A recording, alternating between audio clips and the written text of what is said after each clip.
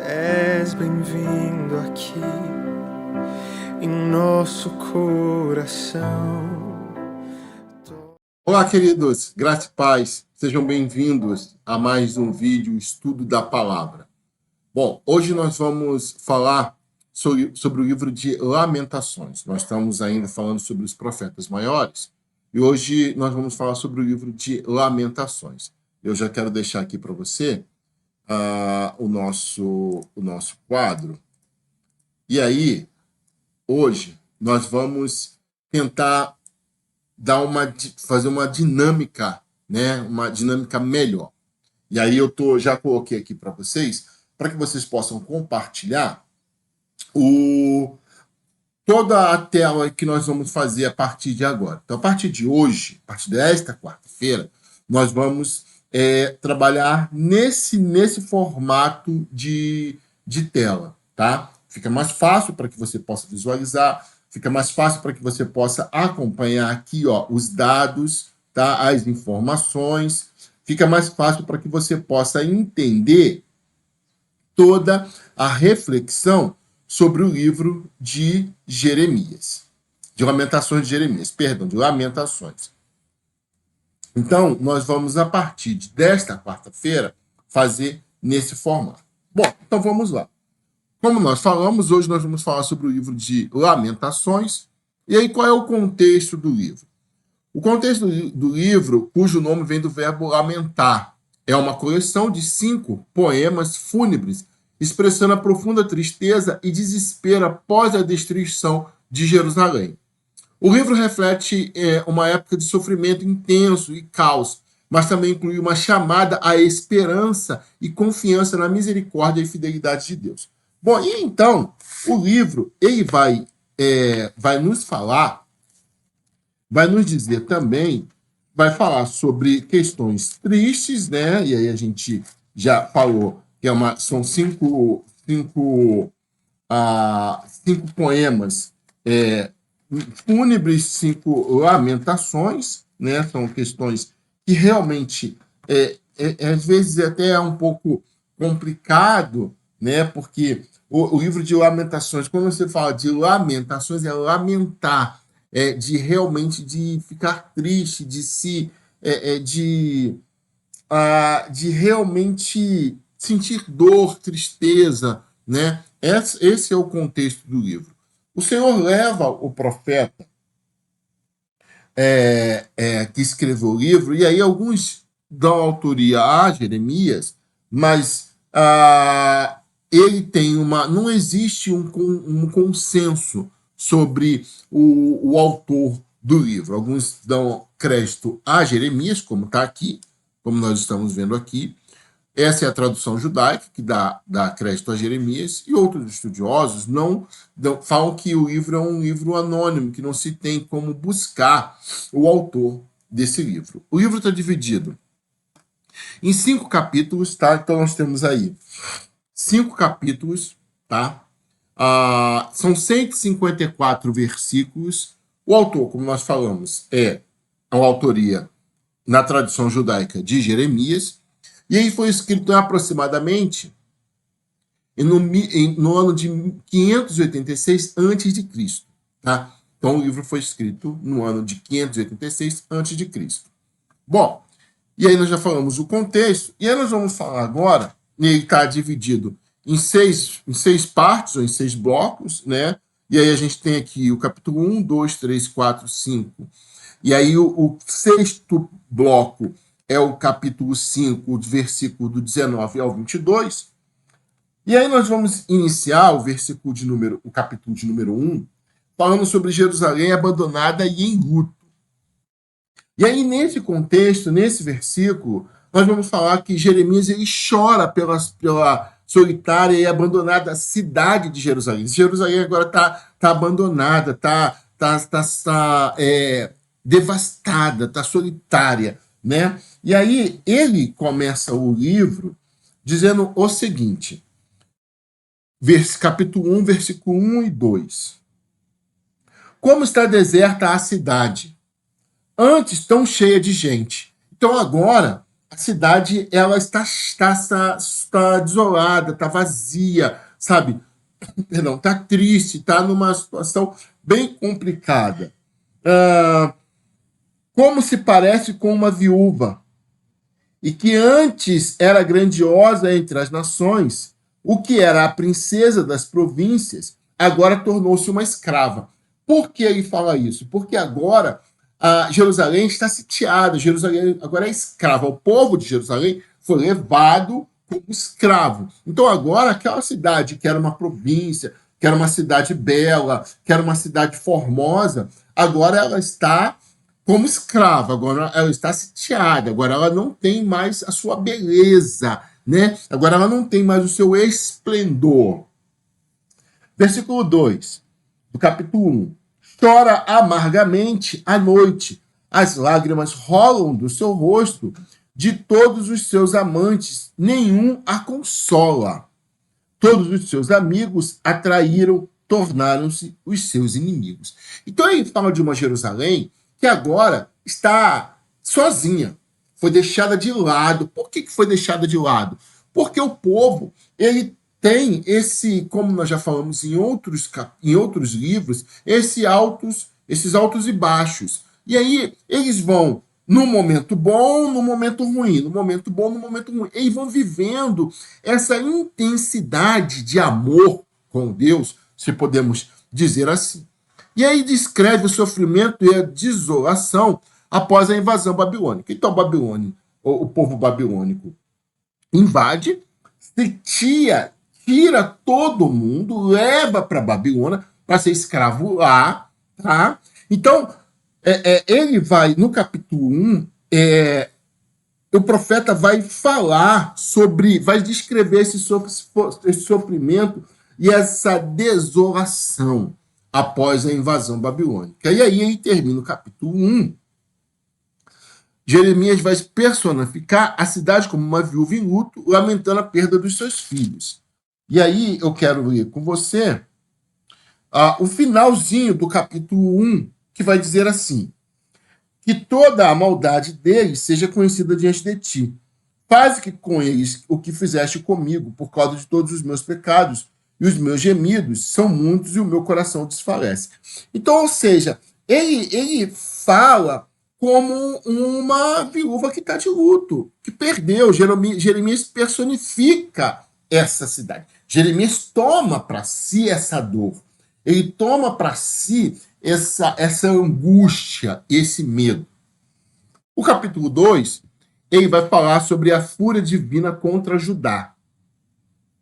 E aí, ele vai começar a falar sobre... Jeremias expõe a ira de Deus contra o pecado e a desobediência de Judá.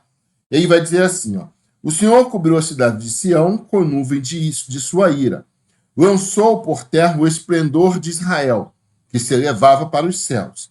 Não se lembrou do estrado dos seus pés no dia da sua ira.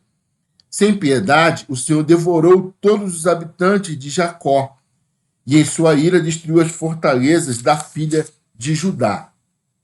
Derrubou ao chão e desonrou o seu reino e os seus líderes. Ou seja, aí vai dizer então que, além de Jerusalém, Judá também agora vai sofrer. Lembra que agora as cidades estão divididas, ainda estão divididas, elas estão divididas, e assim vai ser até os dias de hoje, com Israel e Palestina. Então agora existe essa divisão, então o povo agora está dividido. Então não foi só Jerusalém que sofreu, Judá também sofre com a sua desobediência, Judá também sofre com o seu desprezo a Deus. E aí ele continua dizendo, ele vai detalhar a destruição do templo e a desolação da terra. Então ele vai falar, olha só o versículo de número 5. O Senhor é como um inimigo e ele tem devorado Israel. Tem devorado todos os seus palácios e destruído as suas fortalezas. Tem feito multiplicar os prantos e as lamentações da filha de Judá. Ele destroçou a sua morada como se fosse um simples jardim. Destruiu o seu local de reuniões.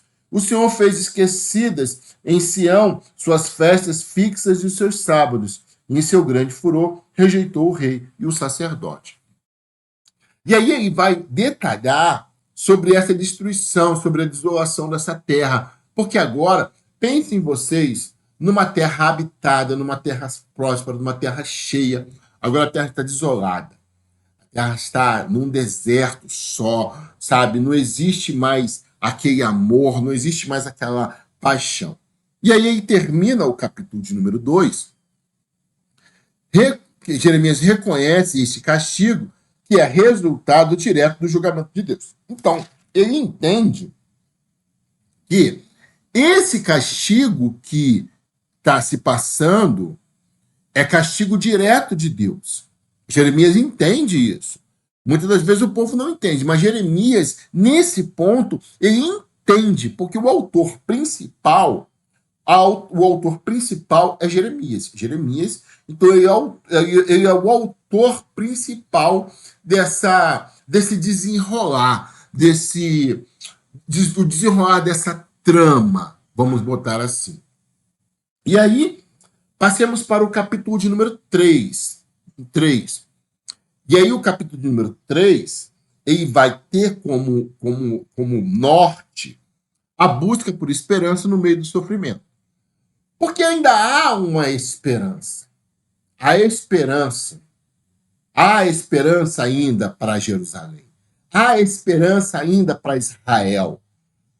Por mais que o castigo foi Deus que determinou, mas ainda há uma esperança, há ainda uma luz no fim do túnel.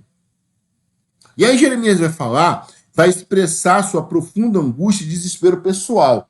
Agora ele vai falar sobre o desespero que aflige a ele. Olha o que ele diz. Eu sou um homem que viu a aflição, trazida pela vara da sua ira. Versículo 2 do capítulo 3. Ele me impediu e me fez andar na escuridão, e não na luz. Então, ou seja, agora, Jeremias agora está entendendo a ira de Deus. E ele fala, olha, ele me impediu de andar, ele me impediu e me fez andar na escuridão, e não na luz. Versículo de número 3. Sim, ele voltou sua mão contra mim, vez após vez, o tempo todo. 4. Fez que a minha pele e a minha carne envelhecesse e quebrou os meus ossos. E aí é forte demais. Por quê? Agora Jeremias se coloca no lugar da cidade. Jeremias agora, ele toma para si essa responsabilidade e ele sente na sua pele, ele sente nele esse desespero, essa angústia e esse desprezo de Deus com Jerusalém. Que foi um desprezo. E aí termina o capítulo de número 3, incentivando o povo a buscar ele vai falar ainda, ele encontra esperança na fidelidade, na misericórdia de Deus, isso aí a gente precisa ter sempre. E aí termina o capítulo de número 3, incentivando o povo a buscar e esperar em Deus. E aí, eu acho que é isso que nós precisamos ter em todo tempo. Nós precisamos buscar e esperar em Deus. Porque ainda há esperança.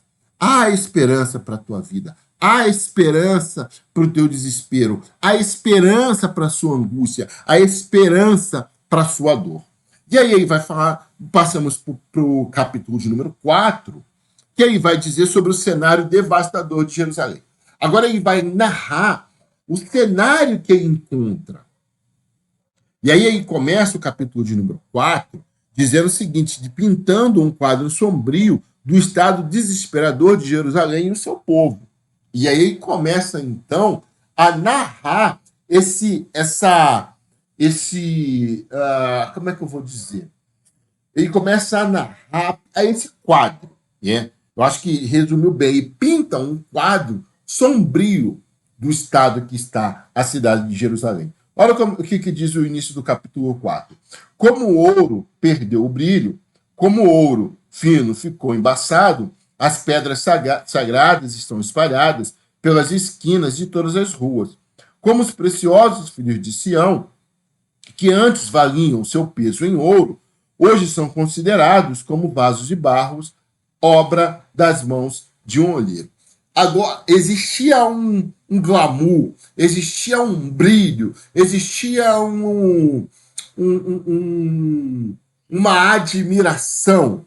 Só que agora ele está considerando e ele está fazendo menção ao vaso de barro. Que aí esse vaso de barro tem que ser trabalhado pela mão do oleiro. E quem é o oleiro? É Deus. É isso que o povo não estava entendendo. E é isso que agora Jeremias estava com a incumbência de levar isso para o povo, de mostrar para o povo que eles precisavam agora ficar na mão do olheiro. Ele precisava agora entender que Deus, o povo precisava entender que Deus era Deus na vida deles. E aí ele vai destacar a nobreza e o clero, uma vez privilegiados, agora eles estão numa condição degradante, essa que é a verdade. Quem era da nobreza agora está numa situação degradante, quem era da nobreza agora é escravo, já não é mais nobre. E ele termina reconhecendo o castigo de Deus como consequência do pecado do povo. Isso é uma questão lógica, que a gente já vem debatendo isso em outros livros. A gente já vem falando isso já há outros livros, outros estudos. A gente vem falando dessa desobediência do povo e, consequentemente, é o castigo. O capítulo 5, ele vai falar sobre ele vai orar, é uma oração de restauração e perdão. E aí nós já estamos caminhando para o final do livro. Jeremias vai descrever as contínuas dificuldades dos sobreviventes em Judá. Olha o que ele diz. Lembra-te, Senhor, do que tem acontecido conosco. Olha, vê a nossa desgraça. Nossa herança foi entregue aos estranhos, nossas casas aos estrangeiros. Somos órfãos de pai, nossas mães são como viúvas. Temos que comprar a água que bebemos, nossa lenha só conseguimos pagando. Aqueles que nos perseguem estão bem próximos, estamos exaustos e não temos como descansar. Então ele narra as dificuldades do povo que ficou, porque foi um povo levado cativo e outro povo que ficou. Ele clama a Deus por restauração e perdão, e ele termina o capítulo, e aí vai terminar no versículo de número 18. No versículo de número 18, ele termina com um apelo a Deus para se lembrar do povo, mesmo em meio a todo sofrimento. Olha só, a coroa caiu da nossa cabeça, ai de nós, porque temos pecado, versículo de número 16, o 17. É por esse motivo o nosso coração desfalece e os nossos olhos perdem o brilho. Tudo porque o monte Sião está deserto e os chacais perambulam por ele. Então, ou seja, aquele monte que era um lugar de graça, um lugar de esperança, agora ele diz que os chacais perambulam por ele. E aí, a sexta parte é uma reflexão final, que vai do versículo de número 19 ao 22. Jeremias vai concluir uma reflexão final, reafirmando a soberania eterna de Deus. Ele vai expressar uma mistura de dúvida e fé, perguntando por que Deus se esqueceu do seu povo, e essa é a verdade. Por que motivo, então, te esquecerias de nós? Por que haveria de desamparar-nos por tanto tempo? Ele questiona isso a Deus. Jeremias termina com um pedido final de restauração e renovação do povo. E aí o versículo 22, que é o último versículo do livro, vai dizer assim: a não ser que já nos tenha rejeitado completamente e a tua ira contra nós não tenha limite. Então ele vai pedir uma restauração e uma renovação por Israel. Bom, esse foi o livro de Lamentações de Jeremias. Eu quero deixar aqui para você esse livro. Eu quero orar pela tua vida. Pai, obrigado por esse tempo que passamos aqui, que o Senhor possa abençoar a vida do teu povo, que nos assistiu, que nos ouviu. Derrama da tua graça sobre eles, em nome de Jesus. Amém e amém. Queridos, um forte abraço. Quarta-feira que vem eu te espero aqui, às 18 horas, com mais um vídeo, para que Deus possa falar aos nossos corações. E semana que vem nós vamos falar sobre Ezequiel, ainda com os profetas maiores, nós vamos falar sobre Ezequiel. Espero semana que vem, quarta-feira aqui, às 18 horas. Forte abraço, até mais. Tchau. Uma direção. Deus, fogo consumidor, sem impedimentos, vem face a face, Senhor.